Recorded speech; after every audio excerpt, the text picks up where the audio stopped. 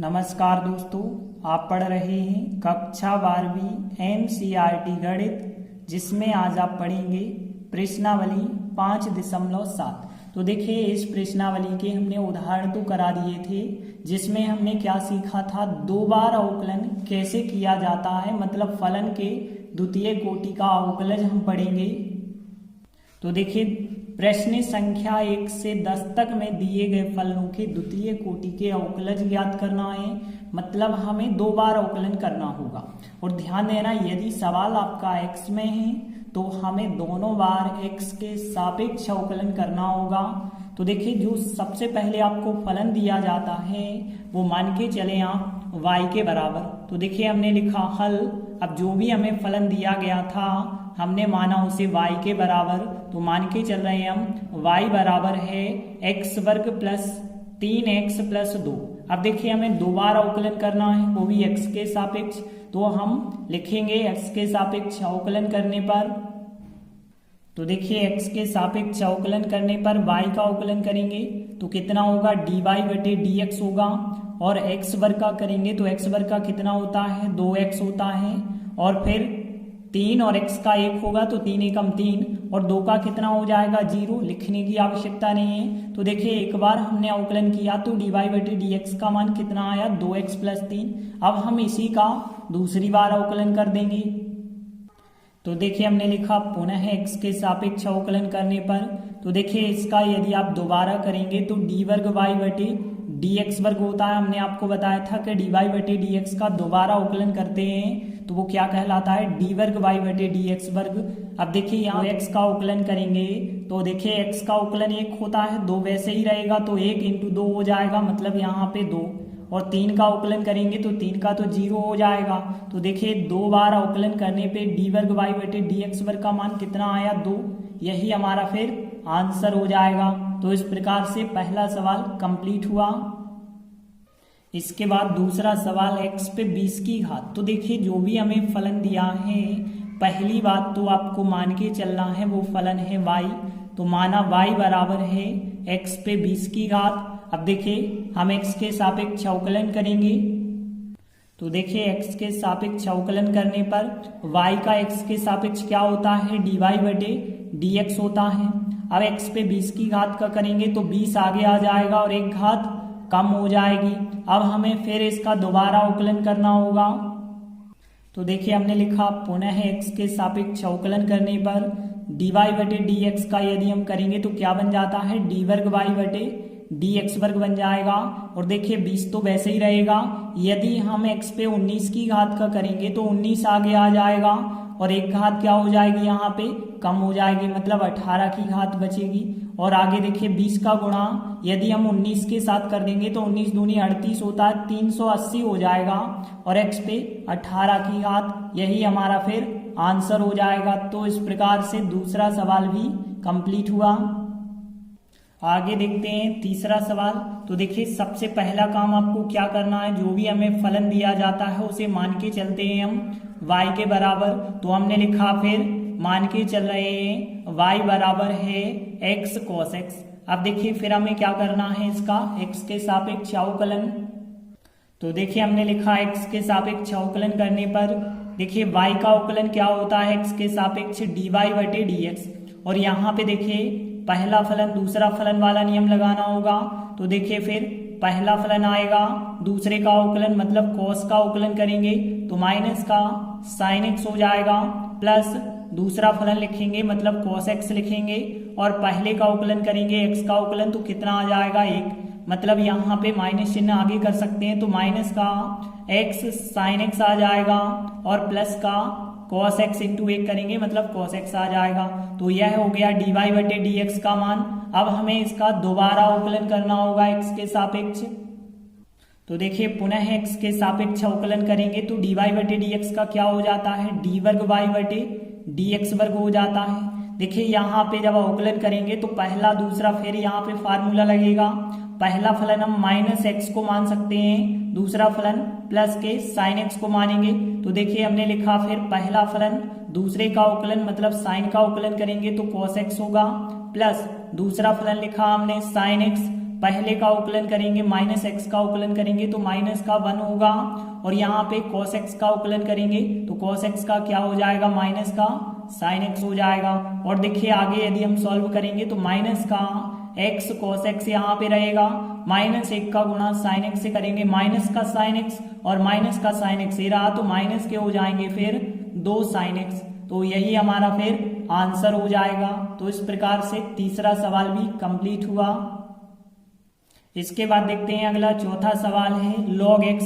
तो देखिए सबसे पहले हमने लिखा यहाँ हल, जो भी फलन दिया जाता है उसे मान के चलते हैं y के बराबर, तो हमने फिर लिखा माना y बराबर है log x। अब देखिए इसका फिर हम x के सापेक्ष अवकलन करेंगे, तो x के सापेक्ष अवकलन करने पर देखिए y का अवकलन क्या होता है, x के सापेक्ष dy बटे dx, और log x का अवकलन कितना होता है, 1 बटे x होता है। तो देखिए अब हमें दोबारा फिर इसका अवकलन करना होगा, तो देखिए हमने लिखा पुनः x के सापेक्ष अवकलन करने पर, तो देखिए यहाँ पे dy बटे dx का क्या हो जाता है, d वर्ग y बटे dx वर्ग हो जाता है। और यदि हम बात करें 1 बटे x का, तो देखिए 1 बटे x का आप कैसे करेंगे, तो ध्यान देना 1 बटे x का मतलब है x पे -1 की घात, और आपको पता है अवकलन में घात आ जाती है आगे तो -1 आएगा आगे, और एक घात कम हो जाती है तो -1 था और -1 की घात और कम कर देते हैं। तो देखिए यहाँ -1 और x पे -2 की घात आ जाएगी, और ऐसे हम ऐसा लिख सकते हैं -1 और फिर -2 की घात को नीचे ले जाएंगे तो प्लस की घात, तो कह सकते हैं 1 बटे x का अवकलन -1 बटे x वर्ग होता है। तो देखिए फिर हमने 1 बटे x का अवकलन यहाँ डायरेक्टली लिखा माइनस का 1 बटे x वर्ग, तो इस प्रकार से हमें d वर्ग y बटे dx वर्ग का आंसर प्राप्त हो जाएगा। तो इस प्रकार से चौथा सवाल भी कंप्लीट हुआ। इसके बाद देखिए अगला पांचवा सवाल है। तो देखिए जो भी आपको फलन दिया है सबसे पहली चीज आपको क्या करना है, मान के चलना है उस फलन को y के बराबर। तो y बराबर x घन log x हमने इसे मान लिया है।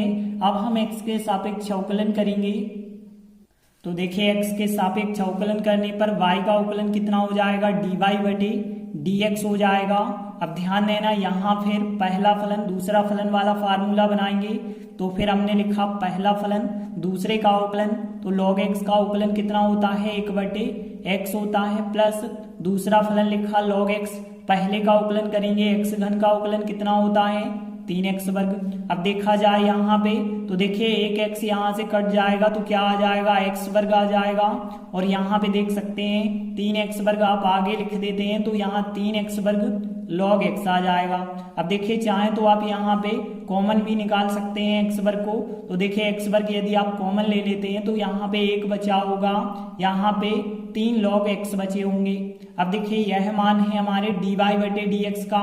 अब हमें इसका एक बार और x के सापेक्ष अवकलन करना होगा, पुनः x के सापेक्ष अवकलन करेंगे तो dy बटे dx का क्या हो जाएगा, d वर्ग y बटे dx वर्ग हो जाएगा।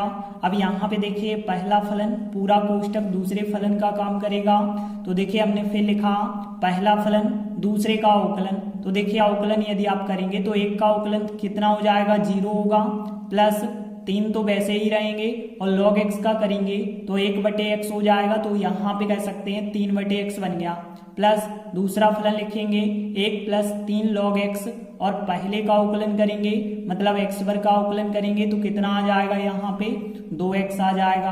अब देखिए चाहे तो आप कोष्टक को ओपन भी कर सकते हैं, तो देखिए x वर्ग का गुणा यदि आप इसके साथ करेंगे, क्योंकि 0 का तो कुछ मतलब ही नहीं है, तो 1x तो कट जाएगा, 3 इंटू x बचा होगा तो 3x, और यहाँ पे यदि हम देखें 1 का गुणा 2x से होगा तो 2x आ जाएगा, और यहाँ पे इसका गुणा इसके साथ होगा तो यहाँ 3 दूनी 6x आगे आएगा, और फिर इंटू में log x भी रहेगा, तो देखिए 3x और 2x तो जुड़ जाएंगे, यहाँ 5x हो जाएगा, और फिर 6x log x हमने वैसा ही लिखा है। देखिए यही आप आंसर लिख सकते हैं, या फिर चाहे तो यहाँ से x कॉमन निकाल सकते हैं, तो देखिए यहाँ 5 आ जाएगा और 6x में से x कॉमन निकालेंगे तो 6, और यहाँ पे log x वैसे ही रहेगा। तो इस प्रकार से d वर्ग y बटे dx वर्ग का मान ज्ञात हो जाता है। तो प्रश्न 5 भी कंप्लीट हुआ। इसके बाद देखिए छठवां सवाल है। तो देखिए हमें जो भी सवाल दिया गया है सबसे पहली चीज तो आप मान के चलेंगे उसे y के बराबर। तो मान के चले हम y बराबर है e पे x की घात साइन 5x। अब हम क्या करेंगे x के सापेक्ष अवकलन। तो देखिए हमने लिखा x के सापेक्ष अवकलन करने पर y का अवकलन करेंगे। तो देखिए y का x के सापेक्ष क्या होगा dy/dx। देखिए यहाँ पे अब एक फलन दो फलन फार्मूला फिर वही लगाएंगे, पहला फलन दूसरे का अवकलन प्लस दूसरा फलन पहले का अवकलन।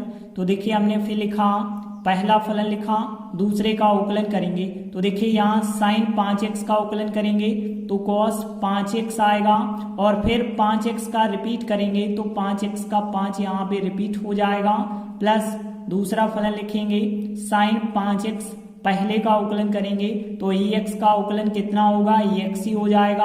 अब देखिए यहाँ से यदि हम देखें तो ex तो कॉमन आ रहे हैं तो ex यदि कॉमन ले लेते हैं तो यहाँ पे 5 cos 5x आएगा और फिर प्लस का यह कॉमन निकल जाएगा साइन 5x आ जाएगा।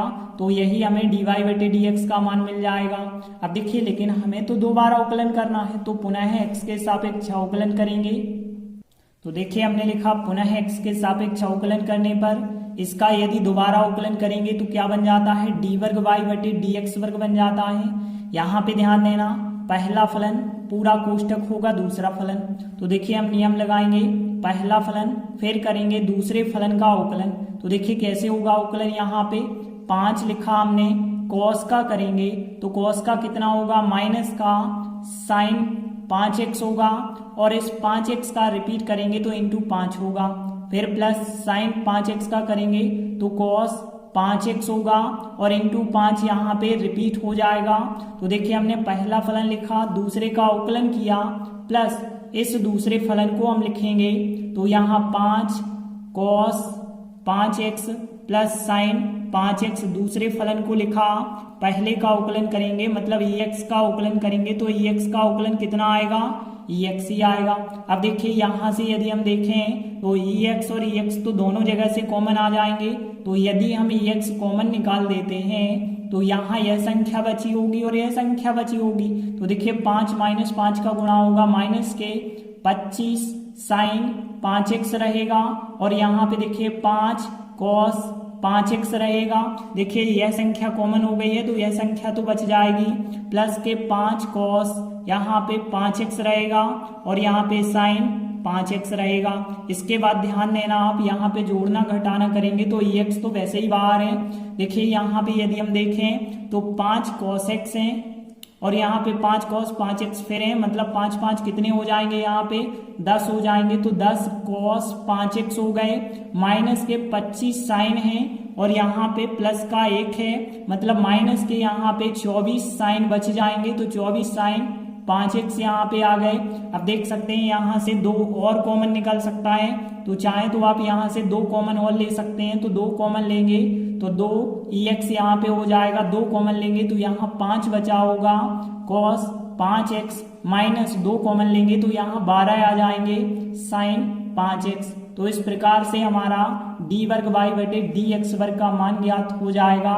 तो छठवां सवाल भी कंप्लीट हुआ। धन्यवाद।